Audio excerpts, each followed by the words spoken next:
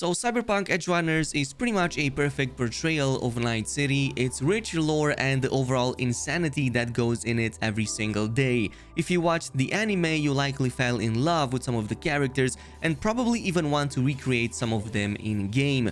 For me, David is one of those characters, and the show paints a pretty clear picture of how downright godlike one can become with the help of high-end cyber implants. That's why today we'll focus on David's insane slow-motion brawler build that we had in the show that let him go up against the mightiest forces in the Cyberpunk lore.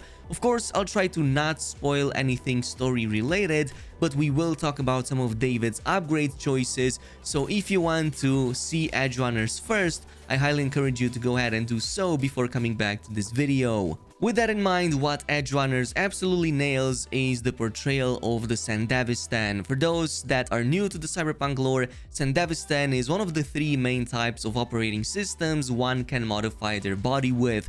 What makes it so special is its abilities to enhance its user's senses, dilating time itself and making them appear as if they move almost instantaneously. In the show, David actually gets his hands on a military-grade Sandevistan very early, which he immediately shows a remarkable ability to use almost back-to-back with very few repercussions. In the full game, we have quite a few options with varying effects, but there's only one model that can fully replicate the seemingly non-existent cooldown from the show, and that's going to be the Cayenne Sandevistan MK4. This has by far the lowest cooldown of all of the similar models, only 15 seconds, but with this build, we'll remove almost all of that entirely, so we can use it back to back just like how David does in Edgerunners. Unfortunately, it doesn't fall into our lap like how it does in the show, so we'll have to buy it from a pretty shady dealer right here in Japantown, which goes by the name of Fingers. If you showed enough restraint to not punch him in the face the moment you saw him, then yeah, he is pretty much the only vendor that sells this model. As long as you have, of course, 28k eddies, the street creds, and enough points into Reflex to install it in the first place. So if you don't have those, make sure you get them first and then come back to this vendor and buy them right away. Now, Gorilla Arms are the next pair that will make this build even better. You can also use guns with the slow time effect of Sandevistan, but just know that bullets do not travel instantaneously. You and your punches, on the other hand, do.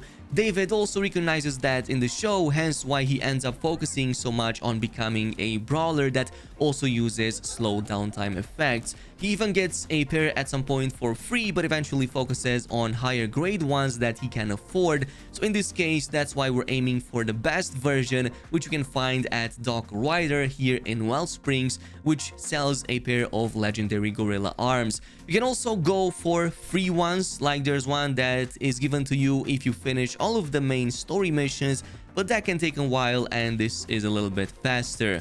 But now that we have these two items, it's time to talk about the stats. This variant of Sandevistan already requires 15 points into Reflex, so that is the bare minimum you'll need to invest here anyway.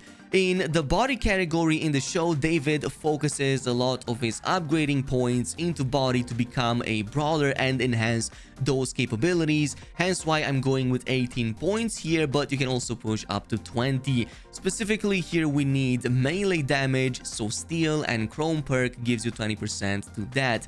Everything else in the athletics category is for HP regen during and outside of combat, so just go ahead and copy my perks. Street Brawler, on the other hand, is more important in the body category as it focuses on blunt weapon damage, of which the Gorilla Arms also belong to. So increasing the damage, the combo damage, and the charge damage with blunt weapons is our goal here, as well as the Dazed perk, which is really amazing. This has a chance to stun enemies, so we can actually further buff that with these two perks like here, like Rush and Opportune Strike, to heal ourselves and to even increase our damage further after stunning an enemy.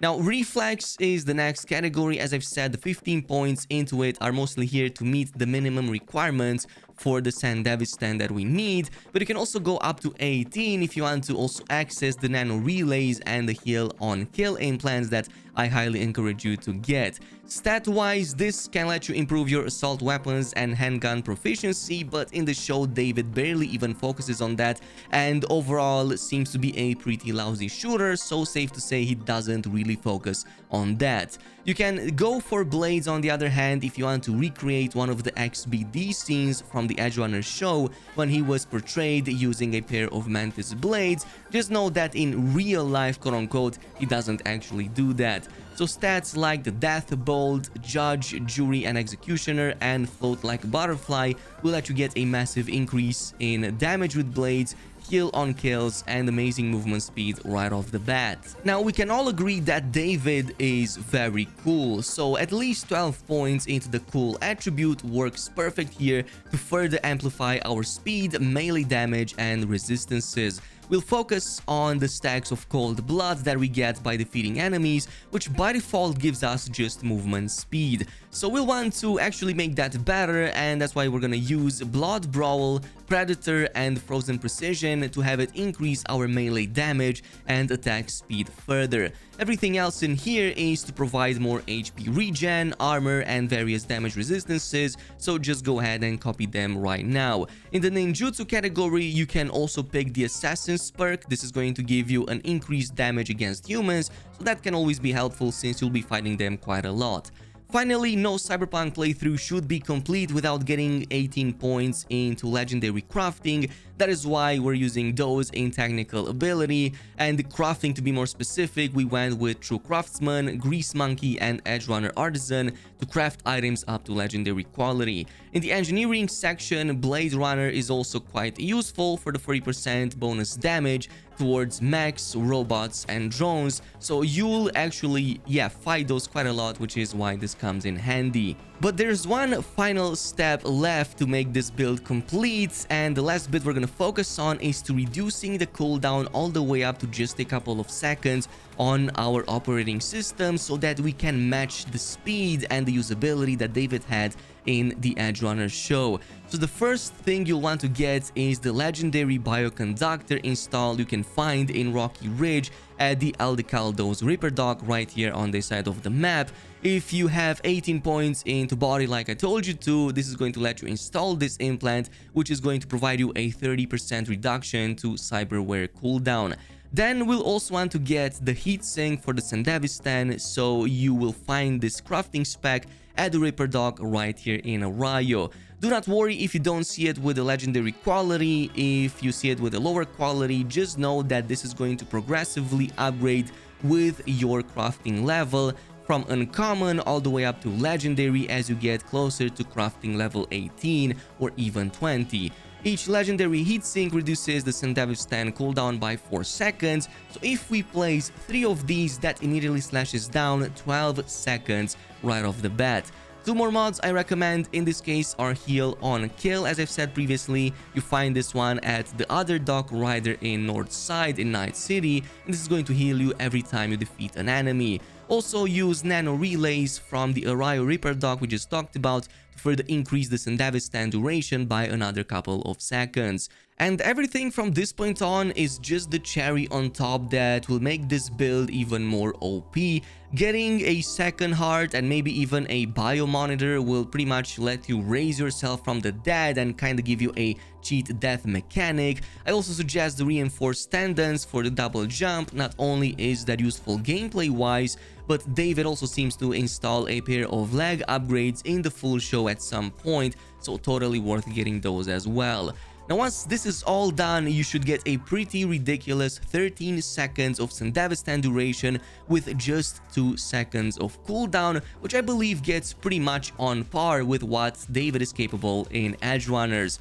When you play with it, you'll see how truly powerful you can become with it and how difficult it is for anybody who doesn't have such an implant to even match your speed. Once activated, this actually lets you evade any incoming damage since the time is dilated so much, and you can destroy any target before it even gets a chance to react. Heck, you can even catch a speeding vehicle and knock out all of its passengers with plenty of time spare afterwards to just do whatever you want. Even the mighty max stack officers can't touch you because of how powerful this build is, so you will likely want to maybe bump up that difficulty to the highest possible setting. And because you have so many ways to regenerate HP and even revive yourself, you quite literally become an immortal god that only someone with a matching upgrade could even keep up. Unfortunately, nobody like that is in the game, only in the show. It's actually a bit ridiculous we can achieve this kind of power in Cyberpunk 2077 with little to no downside besides the cost and the time needed to get these upgrades in the first place. So kinda hoping for a cyber psychosis mechanic in the future, maybe a bar there that fills up every time we activate the cyber implants, and maybe kinda get closer to the edge. That would be nice, but this is pretty much the build right now, and as I've said, personally, it's really fun, and the show definitely portrays it perfectly how OP it is in the lore and in the game. Thanks so much for watching, and I'll see you guys in the next one.